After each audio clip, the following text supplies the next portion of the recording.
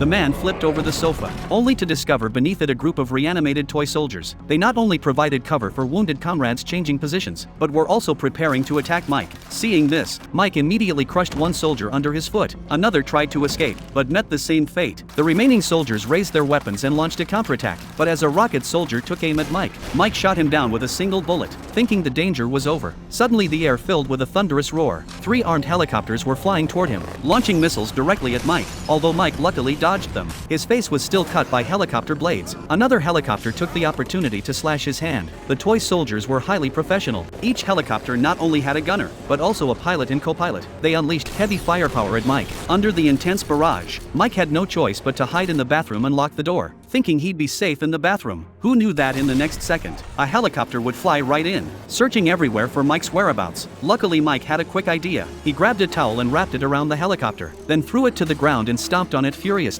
At that moment another helicopter came to provide support. Mike immediately counterattacked. The soldiers, sensing trouble, quickly retreated. As Mike was about to pursue them, he suddenly heard a noise behind him. It was soldiers from the first helicopter trying to save themselves. With no other option, Mike picked them up and threw them into the toilet, then pressed the flush handle. But unexpectedly the toilet made another noise. Left with no choice, Mike grabbed a nearby hairdryer, turned it on and threw it in, finally eliminating the soldiers in the toilet. Thinking he would be very safe hiding here, he discovered toy soldiers had slipped a note under the door crack, demanding Mike's surrender. Mike looked at it with contempt, so he casually found a pen, wrote "Dream on it, and slipped it back under. Noticing no movement outside for a while, curiosity led him to open the door to check, only to find a miniature tank in his sight. In an instant, dozens of shells blasted toward the bathroom. Realizing he couldn't hold out much longer, Mike had to climb out the window, planning to sneak around and ambush them. What he didn't know was, a helicopter had followed him out, quietly lying in wait beneath Mike's feet, then launched a sneak attack. Although he was in tremendous pain, he didn't dare make any sudden movements, as he could fall at any moment. Just as the gunner prepared to finish Mike off, Mike suddenly raised his gun and destroyed it with one shot. The next second, the helicopter crashed into pieces due to loss of control. After solving the immediate problem, Mike climbed back inside through the window. He discovered the toy soldiers hadn't noticed him. They were even encouraging each other. Mike finally breathed a sigh of relief. Then he spotted a fire extinguisher and a rubber duck on the table, so he used the rubber duck as bait to attract the toy soldiers' attention,